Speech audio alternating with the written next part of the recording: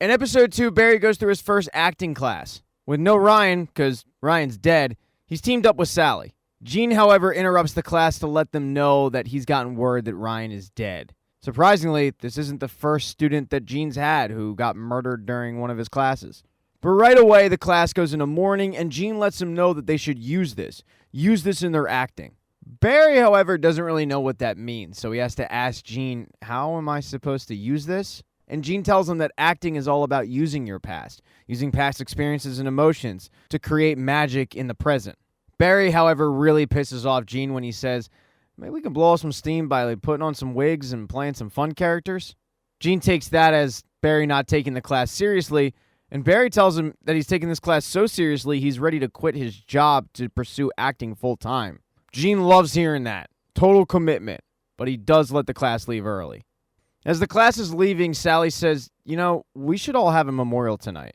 Natalie volunteers to have it at her place, but Sally acts like she didn't hear Natalie and says, we'll do it at my buddy's bar. He'll get us a deal. It'll be great.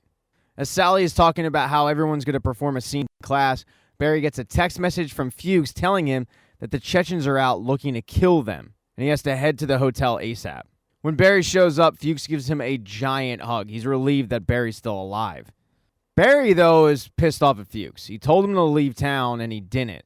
But Fuchs says, I'm not leaving town. This is war. The Chechens hired you to do a job, and then they double-crossed you? No, I'm sticking around for this. Barry tells him it's not about that. It's about the fact that there are more guys out there. It's not just about the guys in the house, but they literally have a full country called Chechnya. It's not safe for him to be there. It's also not good for Barry's acting business either, so he wants Fuchs out for 2 reasons. Fuchs then proposes that they both leave, but Barry says, no, I'm staying. It's my mess. I'll clean it up. Fuchs reluctantly agrees, but tells Barry, you'll get on a plane afterwards and come back to Cleveland, right? Get back to work? And Barry gives a very convincing yes. As Barry starts packing up Fuchs' stuff to get him out of town, he gets a phone call from Sally. He steps outside to take it, and Sally wants to work with him that night on a scene that her and Ryan did from the movie Doubt, which, if you haven't seen Doubt, it's a pretty serious movie.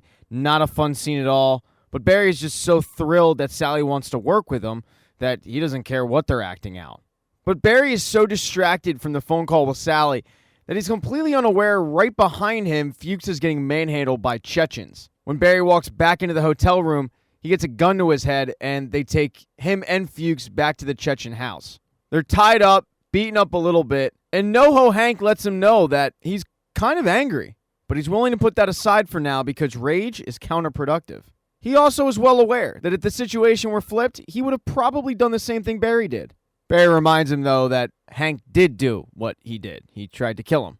Hank doesn't want to go back and forth. He brought Barry there for a reason. He asked Barry if he took any item from the car, maybe like a small blinking item. And Barry asks, hold on, you didn't bring that stupid lipstick camera, did you? Hank gets very uncomfortable and says, no, that would be crazy, right? And then the conversation gets interrupted when Goron walks in.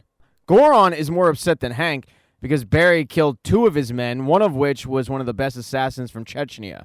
Because he killed him, he put Goron in a really tough bind. The assassin had a job to do that night. Now he can't do it. Because of that, they want Barry to do it. He's got to head to a Bolivian stash house and take out some guy.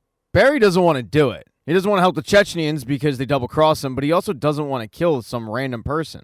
Goron then starts torturing Fuchs. It doesn't last long, though, because Fuchs' screaming is interrupting Goron's daughter's sleepover, so they do have to stop.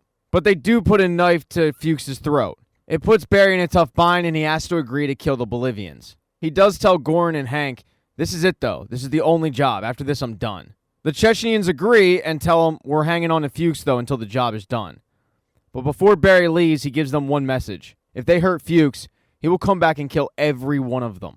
Barry then heads out and heads right to the bar to meet Sally to rehearse their scenes. Barry is, as usual, really bad at acting. But after a few practices, he heads out to the bar and just waits his turn. While he's waiting and the rest of the class are performing monologues that Ryan did, he gets a text message from NoHo Hank giving him the address, name, and a picture of the mark that he's going to kill. Right before Barry and Sally are going to go on and perform their scene, Ryan's dad gets up. And his dad is incredibly emotional. It gets so emotional that Barry walks out of the bar. He can't do it. Sally goes chasing after Barry to make sure he's okay, but Barry is not okay. She tries to tell him that the feelings he's having right now are the tools that he'll use in his acting toolbox. It's the whole reason the class exists. After a little bit, she's able to convince Barry to go back in the bar. They do not, however, go through the scene. Barry drives Sally home that night, and they talk about what a good decision it was they didn't do the doubt scene. She then asks Barry, "What's your deal? I can't figure you out." And Barry doesn't really answer it. She then goes, "No, this is a mistake. This is always a mistake." He's fine with that, but then she invites him in to talk about why they shouldn't sleep with each other. To her surprise, he says, "No, I just wanted to walk you to your door." But Barry has a problem. The cops found that lipstick camera. The lead detective is Detective Janice Moss. She starts going through the pictures of the crime scene and finds that one of her partners, Detective John Loach, is crying in all of them, and that's because Loach and his wife recently split up. Moss kind of expected this, so the guys in tech now are over $50 each. They also suck at their job. At first, they can't find an adapter for the camera. When she comes back in to check on them hours later, they're stuck because the camera is password encrypted. They never stop her as she's trying to punch in a code, and eventually she gets locked out. Because of it, she's forced to call the FBI to get their help. But it's only a matter of time before they find out exactly what is on that lipstick camera.